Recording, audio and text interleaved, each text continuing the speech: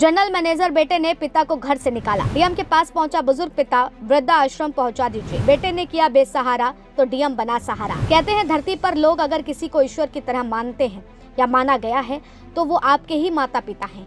अगर उनकी पूजा आप करते हैं तो आप अपने ईश्वर को ही पूज रहे होते हैं। मगर हैरानी होती है कि आज भी देश में ऐसी मानसिकता वाले लोग हैं जो अपने माँ बाप की कदर नहीं करते और उनको घर से निकालते वक्त एक दफा यह नहीं सोचते कि इन्हीं ने ही आपको जन्म दिया है। बताते चले कि नोएडा शहर से एक मामला सामने आया जहां एक जनरल मैनेजर बेटे ने अपने ही पिता को घर से बेघर कर दिया, जिसकी शिकायत लेकर के रिटायर्ड कृषि अधिकारी पिता डीएम ऑफिस पहुंचा और बोला कि मुझे वृद्धाश्रम भेज दीजिए। दरअसल जनता दर्शन का दिन चल रहा था और उसी दिन जिलाधिकारी सीपी सिंह लोगों की शिकायतों या कह लो की फरियादें सुन रहे थे। तभी उनके पास 88 वर्षीय रिटायर्ड कृषि अधिकारी पहुंचते हैं। उन्होंने डीएम से कहा कि मेरे बेटे ने मुझे घर से निकाल दिया है और वो रोने लग गए और बाकी बातें बताया कि बेटे का उनके प्रति व्यवहार ठीक नहीं है, इस वजह से उसने मुझे भी निकाल दिया और वृद्ध आश्रम अब मुझे आप वृद्ध आश्रम पहुंचा दीजिए।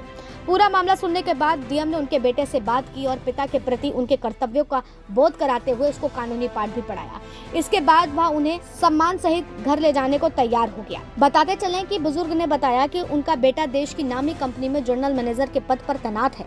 वर्तमान में पीड़ित बुजुर्ग अपनी बेटी के पास बुलंदशहर में रह रहे हैं।